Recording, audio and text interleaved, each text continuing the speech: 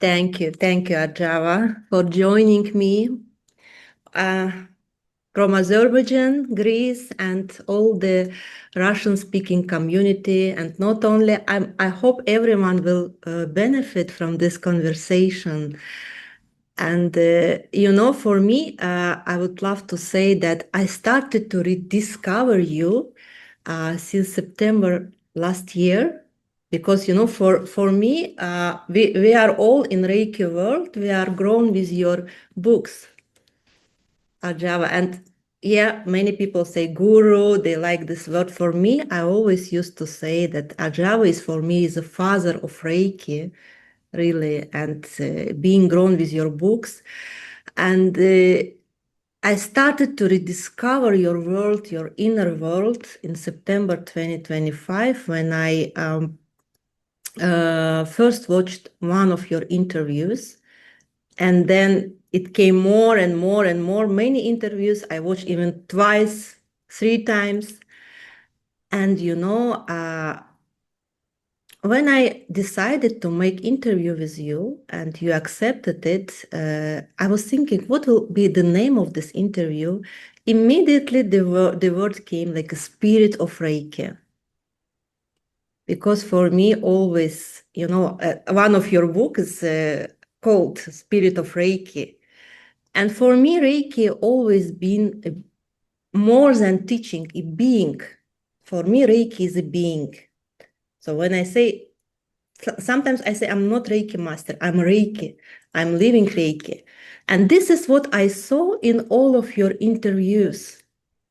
The way how you are talking about your house, about your home, about your poetry, about your olive trees. I was telling, he's living Reiki. This is Reiki, Reiki being. What is the real being for you? First of all, I know people call me all sorts of things. And at home, people call me different things.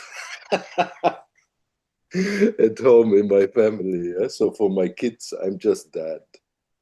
Nothing special, no big deal. Yeah? That's just how I am. I'm the guy who wakes up late in the morning and drinks his coffee and runs around naked in the house. For them, it's like that. Yeah? For my wife, I remember once somebody asked her at the conference, there were a few hundred people, and somebody came up to her and said, "Oh, you must be the wife of the master." And she started to laugh, because for her, I'm just her husband, just a normal guy like everybody else. And from my point of view, I know that there's no difference between you and me or anyone on earth, the person at the cash register at the supermarket or the person cleaning the roads. We're all the same. Nothing special. No big deal. Why I ended up in this place, in this position, I have no idea. I have no idea. And it doesn't mean anything to me. The only thing that matters to me is the love that I have in my heart. And if you want to know what Reiki is, it's that. Very simple. And it's our, let's say, our birthright. And Usui Sensei talks about this in the only written document that we have that was given to his students by him is an interview that was conducted by Ushida Sensei, his successor, and him. And in it he says that Reiki is the energy, the vibration of the universe that is everywhere, in everything and in everyone. That's the thing that makes us all the same. Just the pulsation of energy in the mountains, in the rivers, also in us. That's my point of view. Yeah, that's really interesting because, I feel yes, we are all the same, but somehow I feel when I meet Reiki people, like people doing Reiki, somehow I feel different vibration from them. Yes, because the thing that Usui Sensei discovered in nature, in the mountains, in the rivers, in the trees, in the animals, is something that is natural in us and is something that flows through us naturally, but there are obstructions. And these obstructions are cleansed in the initiation process. And the obstructions are ego. So, what is ego? Ego is the idea of your individual self versus everything else, that thing that separates us from everything. And if that or when that is dissolved, then you're one with everything. And this is the sole aim for me, the sole purpose of Reiki, is to dissolve that, all the boundaries that we create in our mind with our thoughts, with our feelings. And it's the thing that makes us one. So that's the purpose of doing all this Reiki. And you feel a different vibration from people who practice Reiki because their obstructions have been taken away. And the journey of a Reiki practitioner is to realize with the daily practice that your obstructions have been taken away.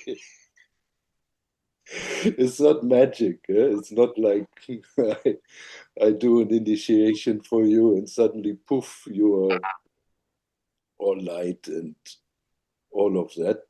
It's more like an invitation. And the rest of the work, every one of us has to do on their own. Yeah. And Yeah, still practice. it's practice. And that's, as far as I'm concerned, it's a lifelong job. I, like everyone, I have occasionally thought that, okay, now I understand, now I got it. Now I know what it is, I know what Reiki is, I know it. Now I'm done. But we're not done. That's an illusion. We're done when life is over.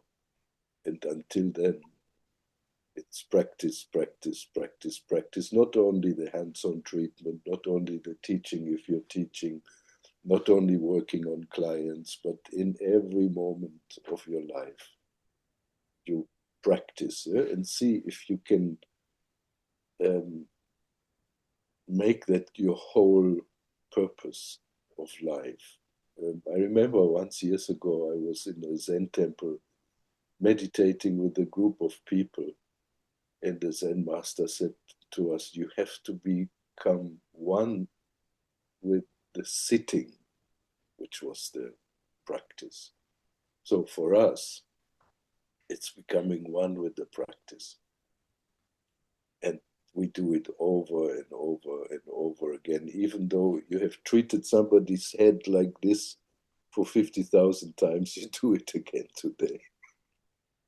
You cannot master it, but you can allow it to master you.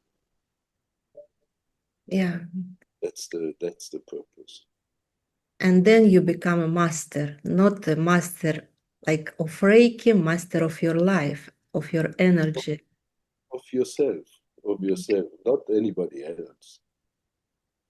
So when people say, "Oh, you're a guru, you're a master," and I'm like, "No way, I'm not. I'm working on embracing whatever it is that I am fully, and that's a lifelong process. Like this kind of, let's say, self-realization. Maybe we think it's a product because we're so geared towards thinking of products and achievement and something that is finished and now I have it. Mhm. It's done. but I see it like unfolding process, and that unfolding the same way that a rose or a lotus flower unfolds, it takes time. And it's not about the finished product, because the finished product is just before it wilts and dies. Okay? It's about the process. It's about the process. I remember many years ago, I was maybe 20 or 21. I was sitting in India at my spiritual teacher Osho's at his ashram in the garden while meditating. Suddenly I opened my eyes and I saw like a lotus. It wasn't a lotus flower, but something like a, what is it called? Sea anemone or something like that. Water, no, water lily. Uh-huh. So at night, slowly in slow motion, opening its petals. And then I got it. I thought, oh, okay, this is it. It's the process that's important, not the finished product. Yeah. And we are all, Elena, we are all in that process, all of us. Yeah. And whether somebody is a little bit ahead, the petals are a little bit more open, or a little bit more closed, it doesn't make any difference whatsoever. We're in the same boat. Yeah. It's when the students ask us, okay, I received Reiki 1, I will practice, let's say 21 days. What else? What's next? Reiki 2? I say no, no. Until you reach that state of love, inner peace, harmony with Reiki 1, it's not necessary. It's not about like a school. You make 1, 2, and then you become master. Even you become master, it's not about mastership in the moment. Mastership is unfolding all your life. Yes, I agree. So from my point of view, once you have been initiated into Reiki, basically you have everything. Everything is done, and the rest is your personal initiative. One of the successors of Usui Sensei in Tokyo, who was active the time that I lived in Japan, Koyama Sensei, Mrs. Koyama, she said that Usui Sensei went to Mount Kulama to end his life or find enlightenment. And if you do your practice with the same diligence, with the same focus, you will get good results. And if not, you won't. That's it. Yeah? So it's the practice that makes us not a Reiki master, but a good human being who is able to embrace their potential as fully as they can in each moment. And there will be failures and there will be success, a mix of both. Yeah. Sometimes you can do it, sometimes you can't, but it's all part of the unfolding process. So one of the things that implies is that your difficulties, your challenges are part of the deal and they're good. Yeah. We all have plenty of that, whether it's physical or spiritual or financial or whatever, personal. The challenges are good and they help us look within, look at ourselves. Yeah. Big And job. big job. And always I say, don't be in hurry to go to the next level, because I know people being in Reiki level 1, they have created so many miracles, healing for the clients, only in having first degree. So maybe we can say something about the traditional outlook of the initiation that has been misunderstood for many people in the West. We think in the West, and I thought the same in the beginning of my practice, that you are initiated into a degree, or you're initiated into a symbol. And the Japanese people would say, no, you're not initiated into a degree or into a symbol, you're initiated into Reiki. That's it. That's all. Yeah. And then the things, the degree that you reach, the symbols that you're being given, they have to do with you having ample experience to be able to work with those tools. That's it. They are important, yes, they're part of the work and part of this unfolding process, but none of that is magic. The magic is you and your work. Put all your love into it, not only in the Reiki classroom, everywhere, and you will have good results. Yeah. Absolutely. That's the reason when I say Arjava is for me the father of Reiki, because I see so many years you've been loyal to Reiki and you spent all your life doing research. And this is something beyond. Sometimes, really, I wonder, and many times about myself, why I'm doing it, why I spend so much time with this. That wasn't my plan at all. I kind of slid into it accidentally, but from what I see. We don't know about accidents or, okay. But I didn't have the desire to become a famous person or author of many Reiki books or anything like that. It just kind of, my life pushed me into that. Maybe some parts that I'm not aware of, pushed from behind to continue on this journey. And many times, especially in the beginning, the first years in the late 90s, I wanted to escape. I thought, oh no, I want to do something different. I want to get out of here. But I couldn't. It just kept going and kept going and kept going. And sometimes I wonder about myself, why are you doing all this? But the fact is, this seems to be my calling.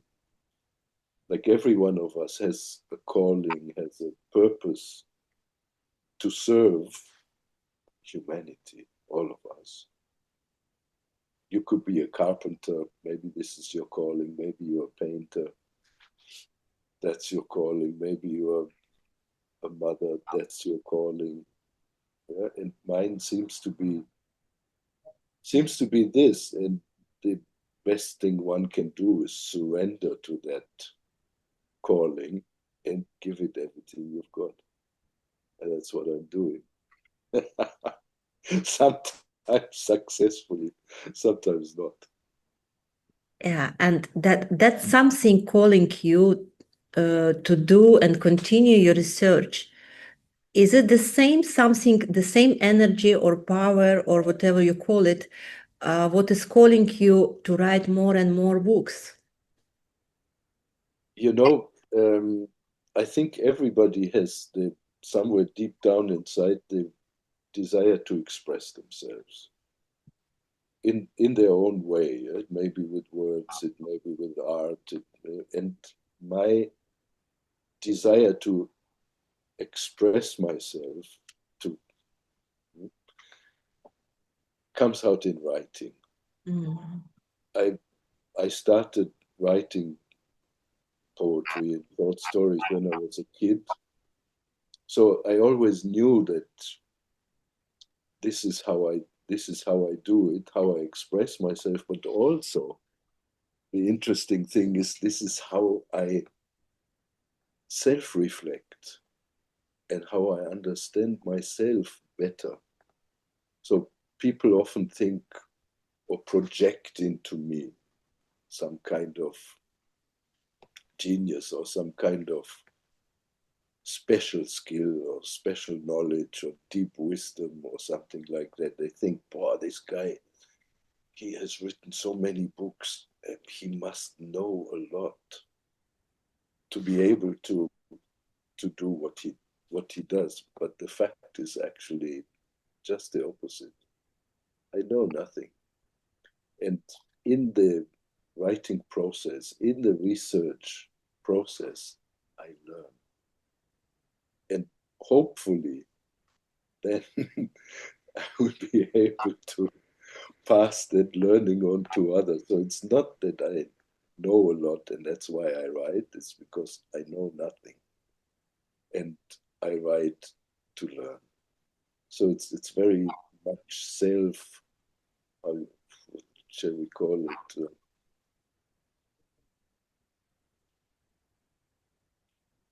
A process that helps me to be myself. So let's say I have a challenge in my life or a conflict with someone. And I talk to my wife. We're very reflective. Yeah? We're talking all the time. We've been together a long time. It's really fun. Yeah. We put our cards on the table. And when I don't know how to deal with something or I'm trying to understand something, I tell her, I say, oh, look, this is going on and that. And then she looks at me maybe and she says, go start up your computer and write a text about this. Because she knows this is how I process and this is how I understand. So it's two things. On one hand, I know I have my, let's say, my mission. It sounds Yeah. a little bit funny. I don't mean it like that, more in a simple way. Yeah? I know what I have to do. I have a job to do. Like, let's say, a bricklayer knows that they have to make this wall. The same. It's the same. It's not better. My job is not better than that. I know I have a job to do on one hand, and this is for the public. I have a strong feeling of service. Mm. Yeah? I So, like, I love this word, yeah, service. service, yeah, I have that. On the other hand, it's also, it gives me the let's say, the medium in which I can express and find myself. So it's a thing that goes two ways. And this is nice. So I'm not just doing it for everybody else, I'm also doing it to understand myself better. And that's something I've been working on ever since I was born, and I'm not done. Yeah, your books, for all the Reiki world today, and especially for the new generation, it's like a encyclopedia. This about Reiki, and now I heard that you are in the process of finishing another book Ah, how did you hear that? Huh? because I'm following all your podcasts, really. Ah, okay. So I have said it somewhere. Yes, Yeah. true. So the current um, project is I'm doing a book on the actual treatment, which is something that I haven't done.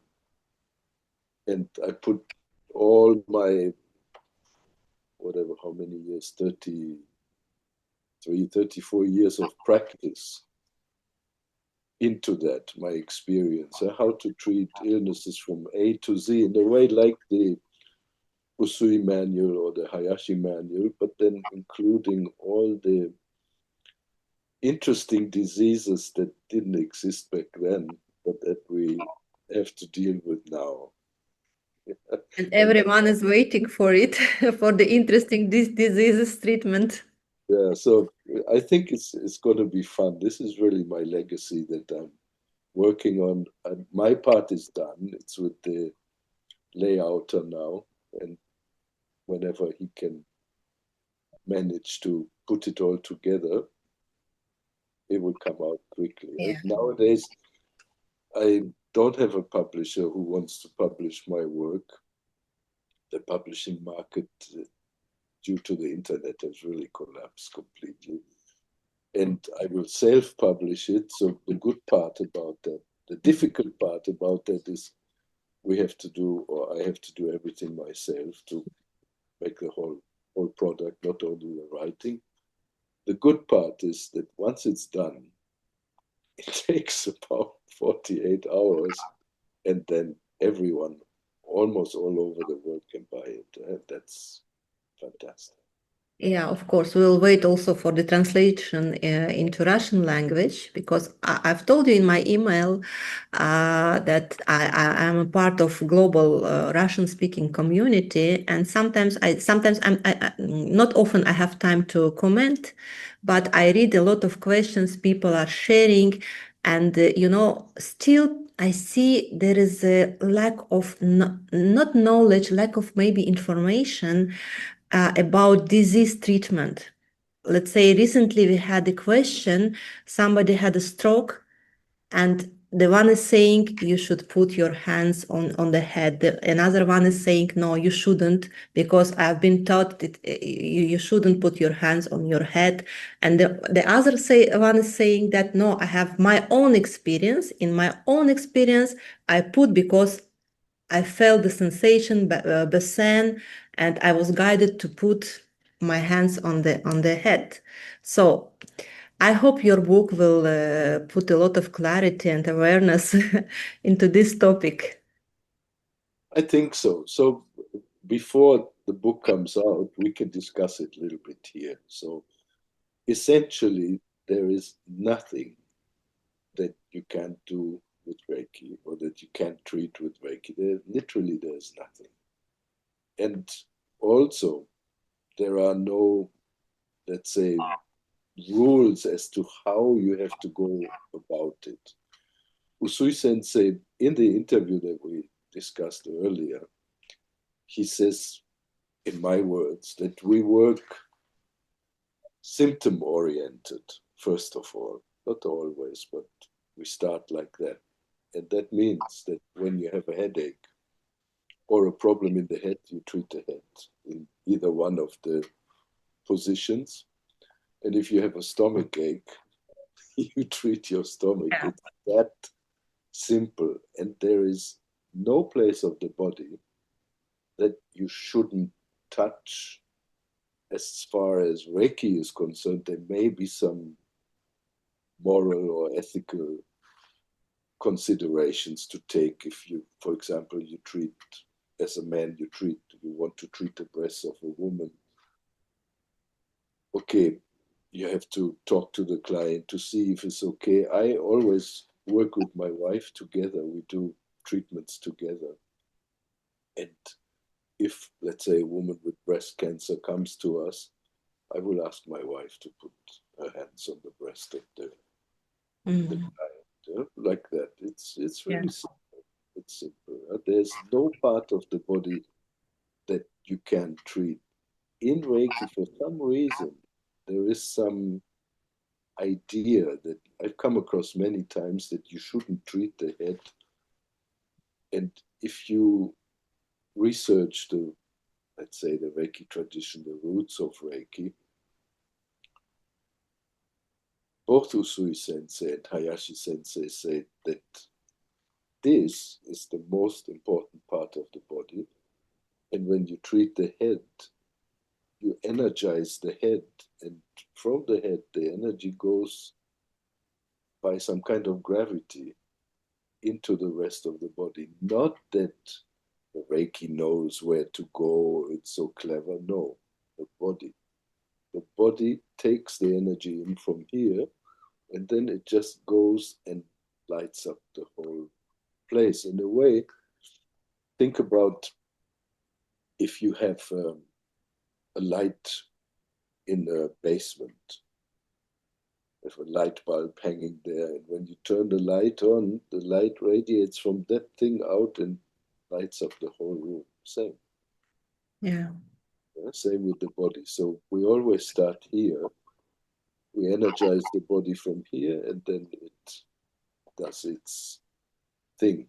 However, around the light bulb is the most intense heat, the most intense light. So knowing that, we may go straight to the problem area, like Usui Sensei said, when there's a stomach ache, you go to the stomach. And when you place your hands on the stomach, then the most intense energy will radiate in that area where it is needed. Mm-hmm.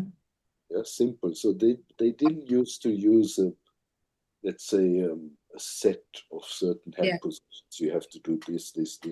That came afterwards via Takata Sensei. It was a good addition to make it easier, but essentially you work where the problem is. And if you don't feel much when you're working on the problem area, let's say it's the chest, the lungs, or the heart, if you don't feel much here, you go back to the head and do half an hour or so on the head, energizing the body, and then you go back and then you will feel.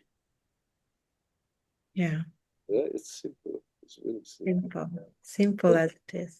Simple is good. Yeah? And the thing that we have to know is there is no part of the body that we can't touch. There's no illness that we cannot work on.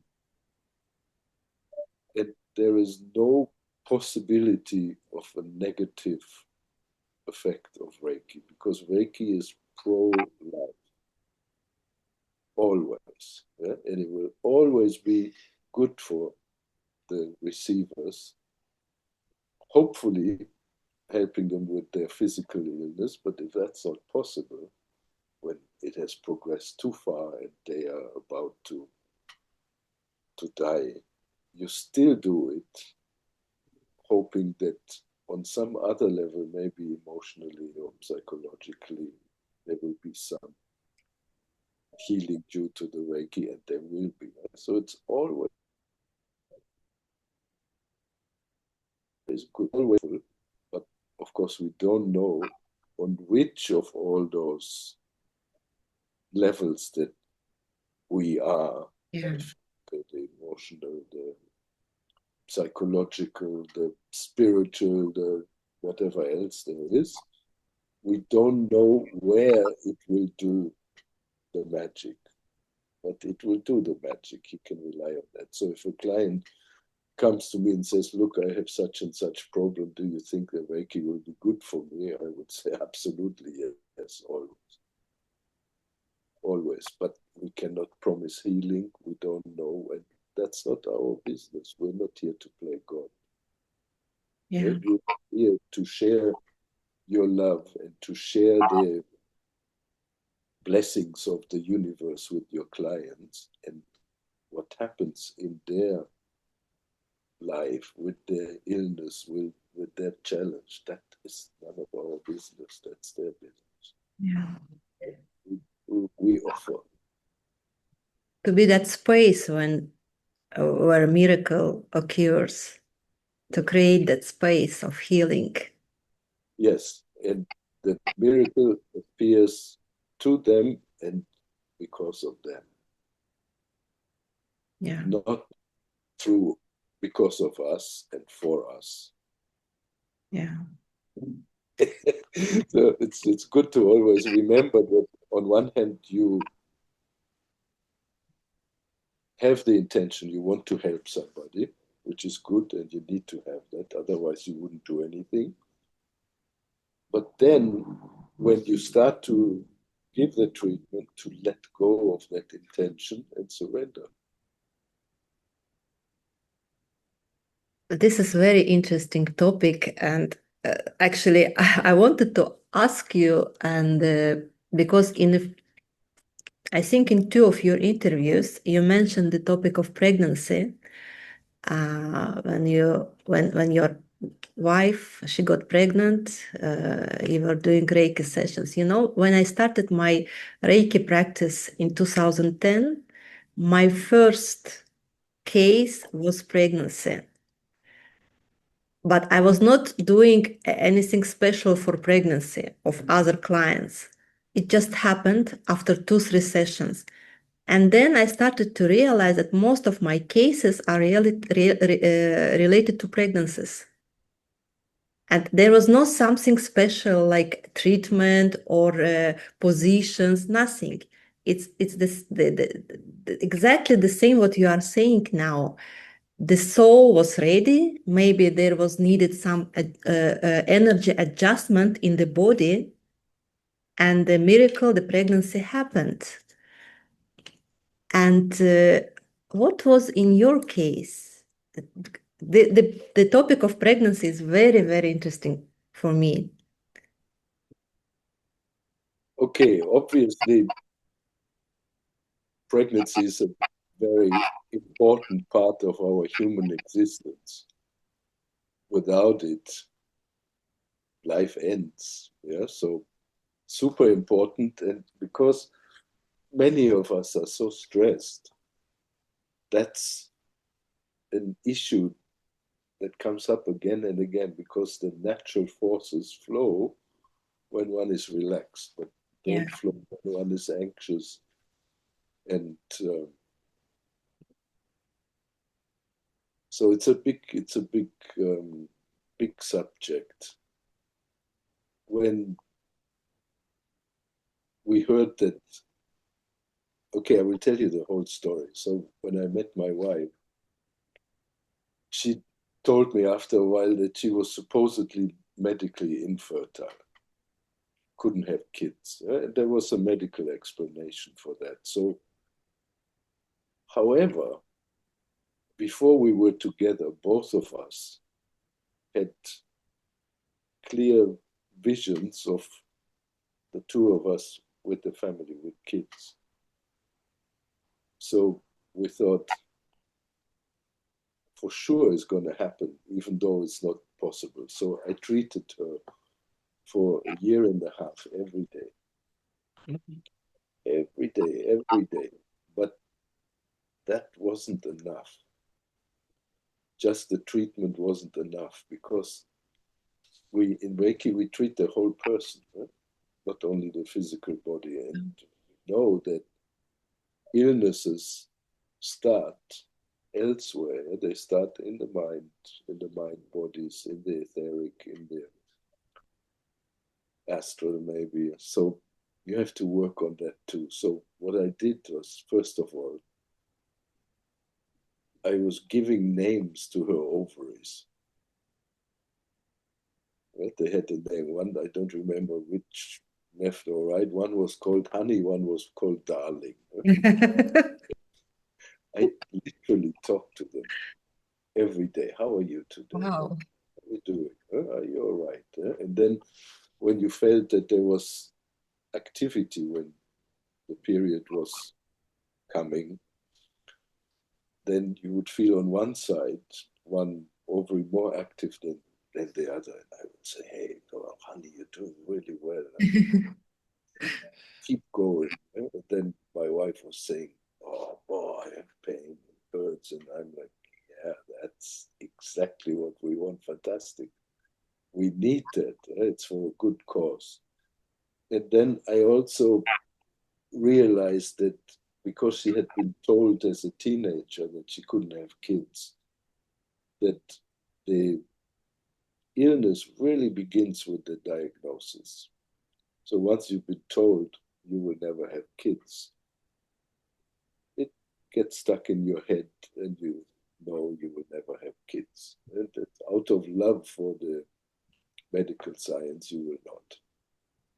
But that's not a good solution. So we had to help her let go of that diagnosis. I know diagnosis is good to have on one hand, because then you know what you could do, where you can. But on the other hand, you have to let it go. Otherwise, it's like a death penalty. It's a self-realizing prophecy. We don't want that. So we tried very hard to get that idea out of her brain that she can not have children and exchange it with the knowledge that yes, we will have. So this was one thing. The other thing was, in her mind, she thought that there's something wrong with me. I'm not complete. I'm not like other women. I can't. Something is missing. They are okay. I'm not. So we had to work on that self-image. And that brings me to a really interesting subject, which is that when you go to, let's say, a medical practitioner, or maybe a Reiki practitioner, or any other therapy, they might be concerned with what is wrong with you. And that's not, in my point of view, not very helpful. So what I do is I look at what is right in Yeah. you. And I focus on that, on the beauty, the divinity, on the body is incredible, incredible thing. It's a miracle. It's incredible. Yeah? How could that miracle ever be wrong? It can't be. There may be some obstacles. Okay, you remove those, and then the body can and will do what it came here to do. So after 1.5 years, she got pregnant. No chemicals, no hormones, no nothing. We did no other therapy except Reiki every day, support, encouragement, work on the mind, work on the body, talk to the body, get the diagnosis out of the head, and boom, suddenly she got pregnant. And then again, 4 years later, which was incredible. But it took a lot of work. And then during the pregnancies, and this is something I think is really important for everyone listening to know, is that don't be afraid. Reiki is the most natural thing in the world, and it will support the pregnancy. So we found out that my wife was pregnant both times within days of the conception. Because she's very tuned into her body, I also somehow got it. So we knew when we went to the doctor, he said, I can't tell you anything about this. There seems to be something going on, but come back in a few weeks. It was so early. So then you continue. So from day I think 7, 8 of the pregnancy, both times. Again, I did Reiki every day. And then instead of talking to the ovaries or the womb or the other part of the body or her brain, I start to talk to the kids. And the only thing, there was only one thing that I said, the most important. I said every day to both kids in my wife's womb, I said, listen, baby, you are made of 100% love. Remember, if that's the only thing I can help you with, that's it. Everything else, meaningless. And every day I did that. It was so nice. So Story nice. of another book, actually. Yeah, because in the end, that's really all that matters. Everything else can be handled. But if you don't have that, you have nothing. And your children, they feel the energy as they were born. They had this, I mean, the Reiki power, because they say if during the pregnancy the mother is doing a lot of Reiki to the child automatically receives or is Reiki energy. For them, it's natural. Yeah. So if you grow up with something, for you it's natural. There's no big deal. they treat themselves, they treat their friends. For them, it's just the most natural thing in the world, in a way, the way it should be, really. You know, every cat, every dog knows how to heal themselves in some way, and so do we. So for them, that's just how it is, no big deal. Nice. And again, I remember something that Koyama Sensei from the Usui Association said. She said, if you treat especially the head of your kids again and again, they will become good human beings. Mm. Yeah, that's the thing. Yeah. Very simple. Super simple. And as we know, you know, I know, the simple things often are the most difficult because we like complicated stuff. Yeah. When I But started Reiki 20 years ago, I realized one day that the moment I have my hands with me, I don't have any issues. this is, I think, this is partly Usui Sensei's great magic. He says read that interview again. Okay, it's in some of my books, and I'm sure you can find it on the internet by now. Yeah. Many like kind of Reiki secrets embedded in the text. Usui Sensei was very clever, hiding deep knowledge of what Reiki is in that question and answer series. And he says in it that first of all, Reiki is the energy of the universe. It pulsates in everyone and pulsates also in you. You treat the problem part that is giving you trouble. And he says that everyone who has been given a soul, which is in Japanese theology, they believe that everyone is given the soul by the gods, can do Reiki. So it's our birthright. It's Yeah. nothing special. It's just like a treasure that's been hidden in your garden and you don't know where it is, and your Reiki teacher will show it to you, but it's yours, it's not theirs. And it's not artificial. It's your birthright. This is what we are. We are made of. The thing that gives life to us is this. Yeah. Very simple.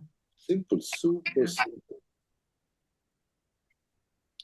And really, your own experience with Reiki pregnancy is very inspiring, and especially today for the women, they experience the non-pregnancy issues just for a lot of stress reasons.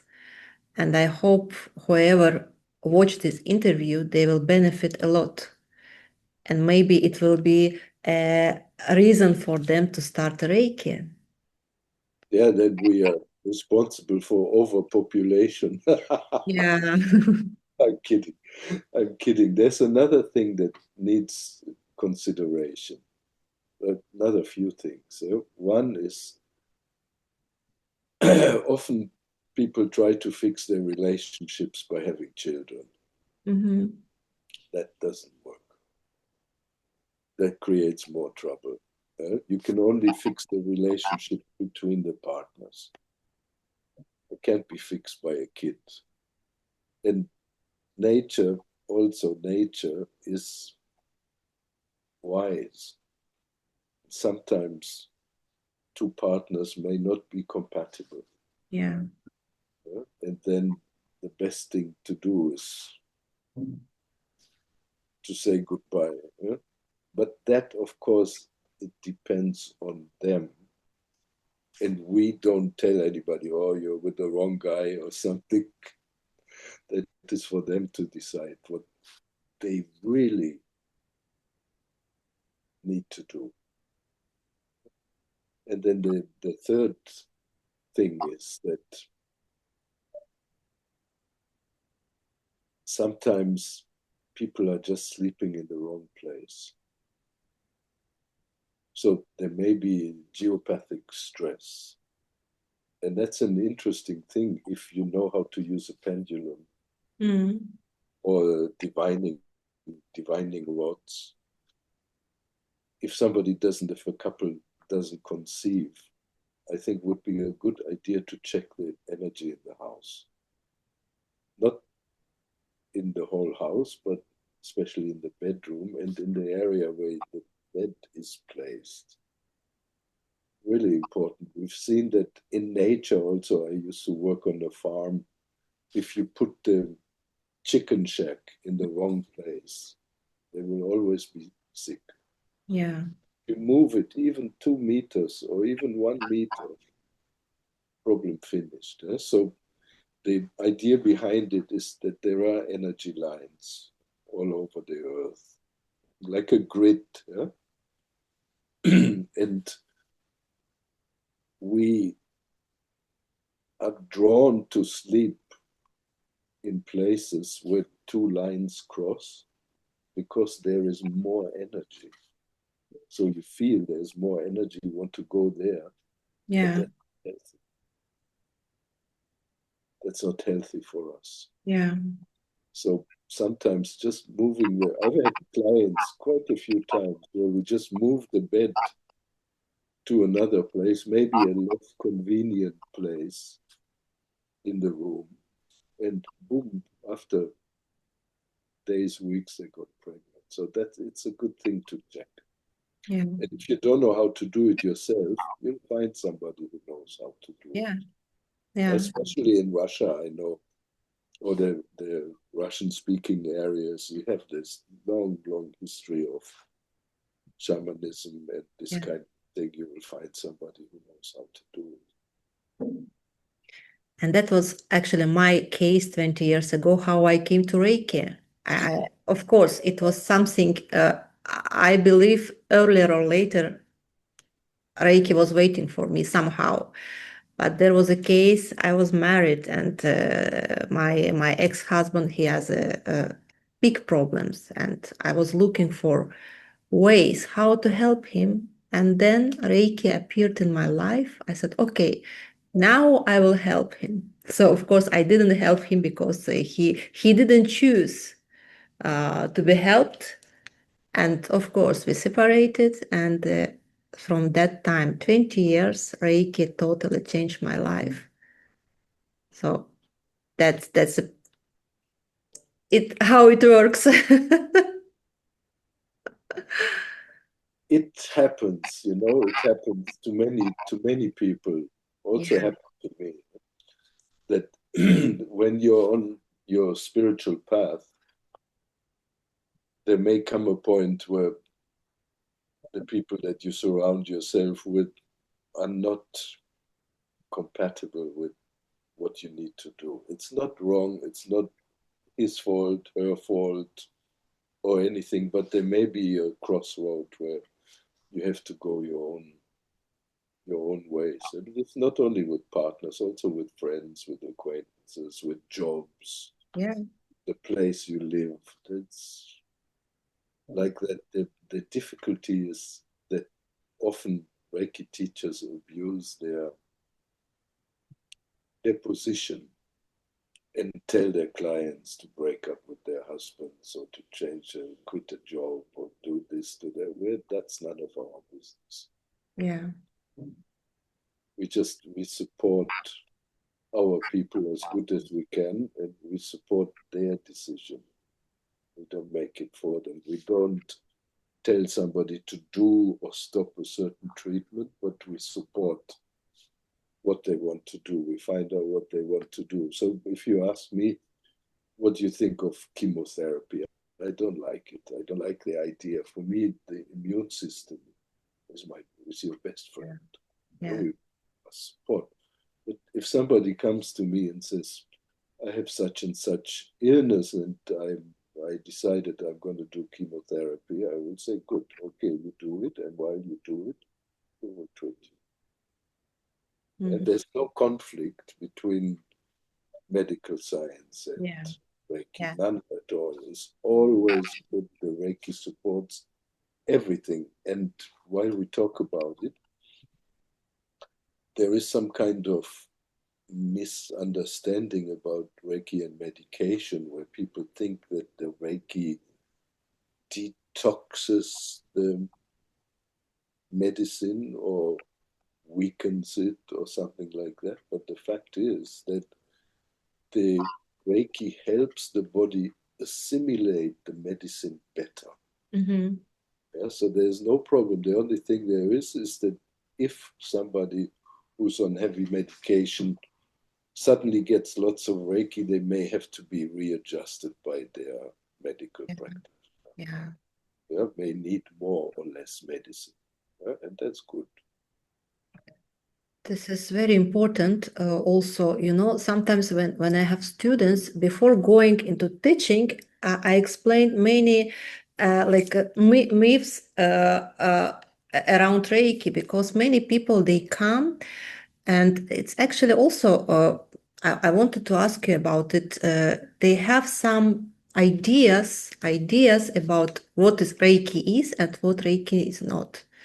Like recently, I had a student. She told me, "Lena, I wanted to come to you 2 years ago, but I felt myself ready now because maybe it took me 2 years to detox myself from all the ideas I I absorbed from other people reading about Reiki, because somebody wrote in internet that today Reiki is weaker and we have more advanced methods, okay?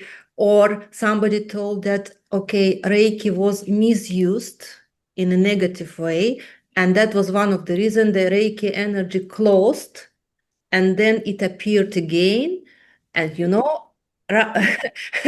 instead of teaching, you sit and you explain the whole story of Reiki. And then they start practicing and then realize, okay, this is the real Reiki. Or they go to the practitioners and they add something else, and this is not pure Reiki actually. And they say, I never felt anything. And only through your teaching, I started to realize what is the real Reiki. So how to be that pure soul? Because today in internet, we have so many teachings, Reiki teachings, and misunderstanding. Let's finish the last conversation first, then we go into this one. Yeah? So I said we don't give or alter medicines. But what I wanted to say also, in terms of the client's relationships, their place of work, their home, it's the same. We don't tell them to get divorced, to get married, to change their job or anything. Always you look at what your client really wants from the depths of their heart, and you support them with that, whatever decision they make. Yeah. Now, to the next subject. This is, it's interesting. I've heard this so many times. So perhaps now is the time to get into something a little bit esoteric. So we know that we have not only the physical body, but there is more. There's the etheric body around us, which physical body represents the conscious, the next one, the subconscious, then the astral body, which is the collective, and the mind body, then the consciousness body around that, and this is where the individuality and the cosmos start to melt. And then you have the cosmic body, and Reiki is the pulsation of the cosmic body. And that pulsation of the cosmic body keeps everything on Earth. I don't know further than that, because I haven't been to outer space recently, but on Earth, this is what enlivens and ensures life. And that can never change. And that doesn't need to ever change. It's always the same. And this is what Reiki is. So if somebody says the Reiki doesn't work anymore, if that vibration of the cosmic body would not work anymore, we'd all be dead. So there is nothing like that. And in the, if you look at the character for Reiki, the Chinese character, it's made out of two kanji or Chinese characters, lei and ki. The first one, lei, means spirit or soul. So it's even in there, the esoteric concept. It's soul energy, and soul energy is beyond our human ideas. It's beyond change. It is perfect, absolute perfection. It doesn't change. It doesn't lose its power, because this is what gives power to life. So there's no such thing. Unfortunately, because of the age of information, especially misinformation that we live in, and the internet's a big part of that, the spread of this all this nonsense, is that many odd ideas have developed around Reiki. And of course, it's most of the time it's really easy to understand where that is coming from. So if I think now, okay, now I'm a Reiki teacher, how am I going to get students? There are so many other people who are teaching Reiki. How am I going to be different? So I make my own cocktail. And the best way of, from a, let's say, financial consideration would be to say, Elena, okay, you do Reiki, well, it's all right, but mine is better than yours. And I have special access to something more powerful and more divine. But how you can top soul, spirit energy? Not possible. It's all one, and that tells us that all the Reiki practitioners, wherever they might be, have the same thing coming out of their hands, that cosmic energy. And that cosmic energy is unpollutable, unchangeable. It doesn't depend on our moral or ethical rules. And to put it in a graphic way, if you were to receive the Reiki treatment from a mass murderer, it would be good. Yeah, of course, their personality and the atmosphere around them will not be pleasant. Yeah? And we don't want to do it. But I'm just saying the Reiki is always clean, 100% and perfect as is. Yeah. And there is nothing that can change that. Yeah. We are all using the same energy, endless. Same. Yeah. Same. It's one, it's infinite, it's clean, totally clean. It's unpollutable. Fantastic. Yeah? The only thing that might be different between schools is, okay, one practices like that, one practices like that, one puts the hands like this, one puts the hands like differently, one uses different techniques, but Reiki is not the technique. Reiki is the pulsation of life. Yeah. It doesn't really matter how you get in touch with it. If you do, that's it. That's the most and the only important thing. There is nothing right, nothing wrong. Nothing right, nothing wrong.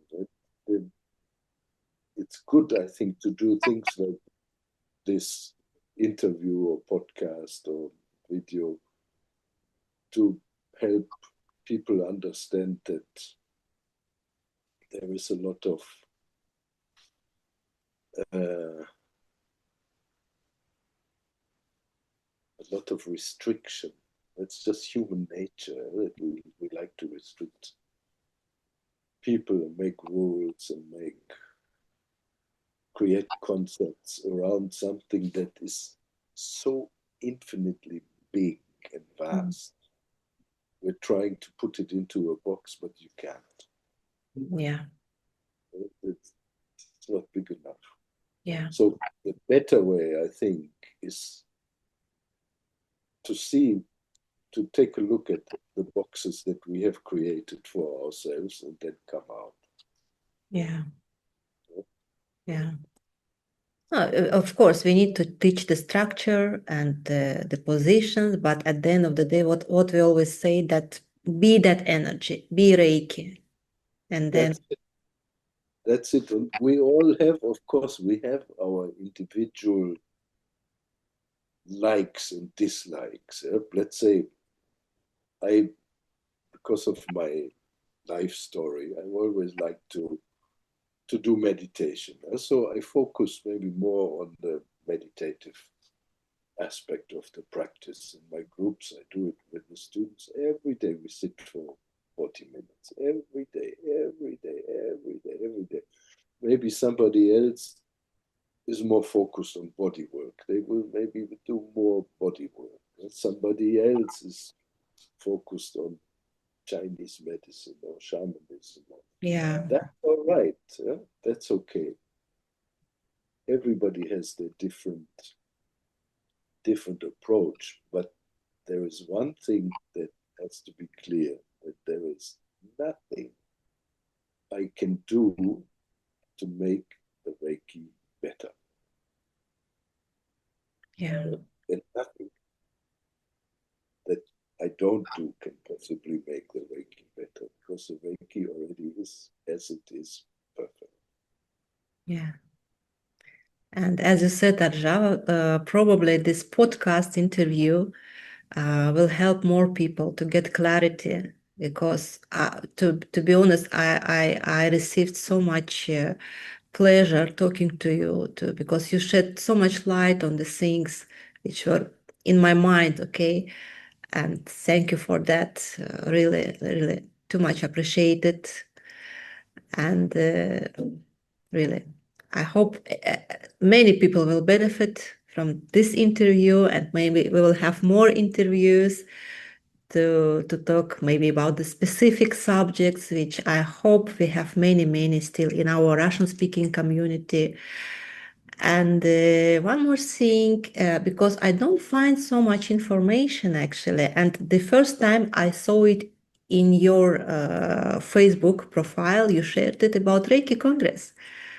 And we will see each other in 3 weeks, I hope, in Switzerland. So really, it's something really good what you are doing, 2 days, full days, and you will be one of the main speakers.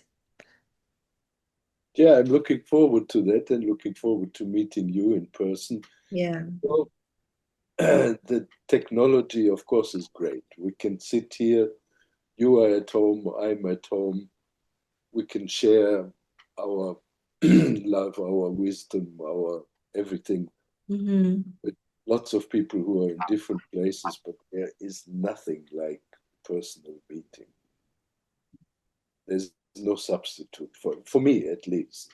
I just love people, and I love to be in the presence of people, the physical presence. I like to touch them, to talk to them, to have the tea together, to chat, to laugh, to this is my thing. So when I get invited to congresses like the Swiss Reiki Congress, I would do anything to actually go and do it so we can spend time together. And for me, it might sound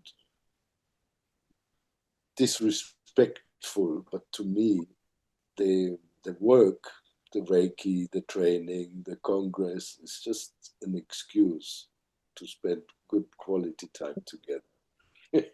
Especially in such a wonderful place like Iverdon, on the lake. And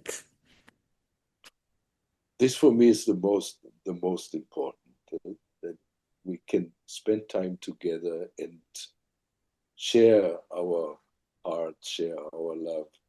That's the main point that hopefully will then help everybody to start reflecting and bringing the attention inwards. That's the main yeah, thing. Reiki is not a technique. Yeah? Reiki is something much bigger than that. So the real treasure is you. it's us. It's us. It's us. When I say you, I mean you and You, everybody yes, yeah, listening. And that includes the two of us. That's the treasure. That's what we're yeah, beautiful. beautiful, really beautiful. And I'm so happy to have this interview with you before the Congress. And also, I told you I've been in Reiki 20 years, and now with this interview, with this Reiki Congress, it's like I feel the next period of my life with Reiki starting in a different way. Especially now, I will see your life, and I hope we will share a lot of things, ideas, you and your colleagues. Brilliant. Yeah, and let's do it again. Yeah? Let's do another. Maybe after the Congress is in 2 weeks, roughly. Yeah? Mhm. So 2, 3 weeks. So after that, we can do another It, podcast. it's in my mind. Even I have some topics in my mind because today really we spoke a lot of about disease. Maybe it was requested by the energy, because as you told me in your email, I don't want to know the questions. It should be the energy flow. So today was the flow about talking about the pregnancy disease. Let's see what will be next. And it will be my pleasure to meet you once again. Thank you. Next podcast. Okay, thank you everybody for listening. Thank you. Thank you, Arjava. And see you next time. See you soon. Okay.